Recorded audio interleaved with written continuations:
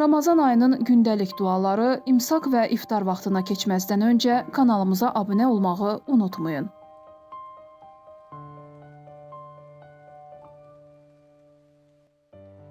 Fevral ayının 27-si Ramazan ayının 9-cu günüdür. Fevralın 27-sində imsak vaxtı saat 05:53, iftar vaxtı isə saat 18:43-dədir.